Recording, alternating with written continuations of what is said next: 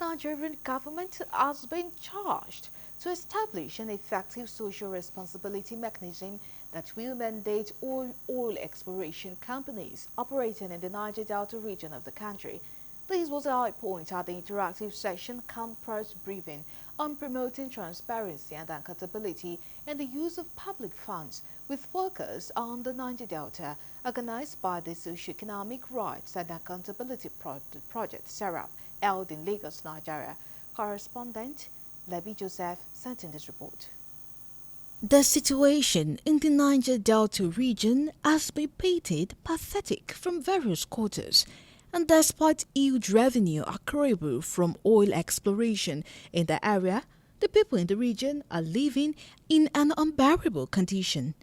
To SERAP, mismanagement of funds available to ministries and institutions in charge of development of Niger Delta is the cause of the problems in the region, which is definitely the cause of agitation among the youth. Based on our research, and this is also backed up by facts in the public domain, is that whereas this segment of Nigeria produces a bulk of our national economy, the situation in those communities are very deplorable.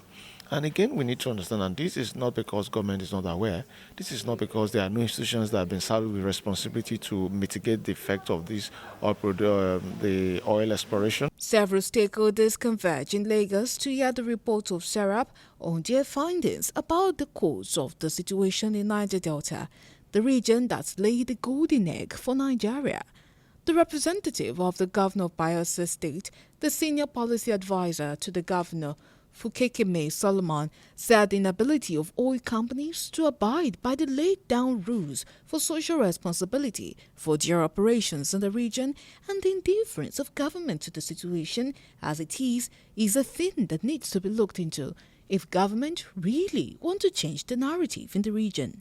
No company can beat the chest that have been alive to their responsibilities. And that's because there's a conspiracy theory between the center and those companies. There's a meeting point between the federal government and the big oil companies. Of course, you can't do anything. No company can award a contract beyond a certain level without NPC.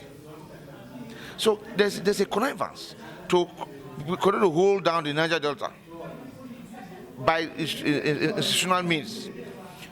For example, like I said earlier, oil production is an exclusive list. So it's being controlled from Aso Rock or from Abuja.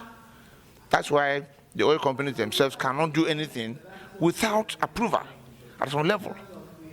Also, the finance commissioner from Rivers State, who represented the governor of the state, Isaac Kamalu, commended the initiative of SERAP on the research conduct on the causes of the situation in the Niger Delta region. He implored the federal government to look at the report and act accordingly to ensure speedy development of the region, which is the only respite that can bring peace to the region.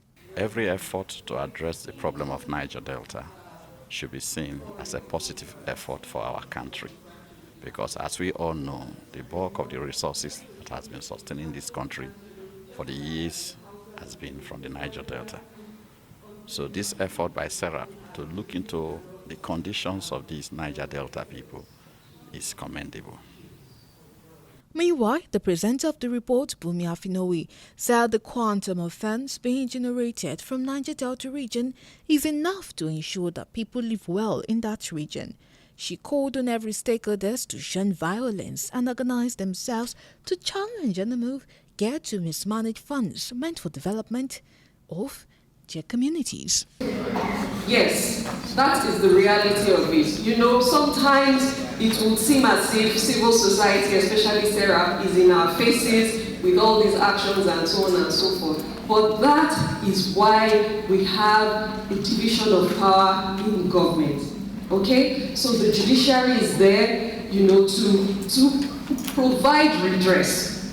As we say in law, the judiciary is the last hope of the common man. So we should continue to sue. If we don't get good judgment at the High Court, we go on to the Court of Appeal. If we're not satisfied at the Court of Appeal, we go on to the Supreme Court. If we're not satisfied at the Supreme Court, we go international. Right? Hi, Chief Sir. Right? Yes, we go international. Exactly.